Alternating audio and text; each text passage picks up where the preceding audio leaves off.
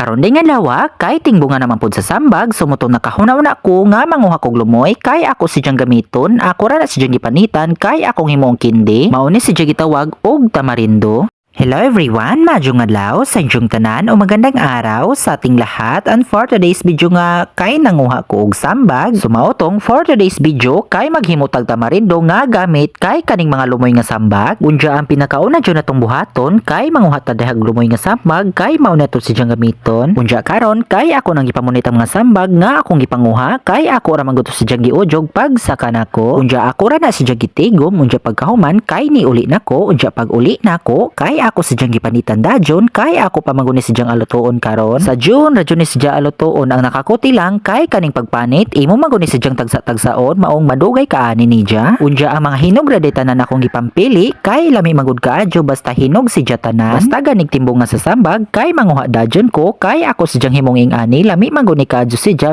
maadyo si dya sima-simaon. Unja sa wala magdugay kay ako na si diyang gitak-ang gisabawan si dya gamayng tubig unja gitimplahan ako si dya gamayng kamay o gamayng asin. Unja imura na si diyang ukay-ukadyon hangtod sa maiskoma si dya kay nindot man gud kaadyo kung mostake si dya og adyo kay mopilit man jud si dya kay ato man ni si diyang ligin-liginon. Then gamay ra day gitimpla nako nga kamay kay ganahan man ko kaadyo kung na si dya aslom-aslom gamay. Unja diha di ay kay ako na si diyang gihaon then nagbutang na lang pugog puti nga kamay sa dahon saging kay aron dili mopilit ang tamarindo. Unja magbutang ra di tagag may kaadyo nga tamarindo nga atong ligninon si dya. Then sa wala pa nako gilignin kay ako si diyang gipabugnaw kay init manggod si dya kaadyo. Unja shout out di ko ni Ma'am Irene Barel Cañete from Tuong San Remedios Cebu. Unja og maura to daghan kadyong salamat ninyo amping taninyo kanunay o God bless.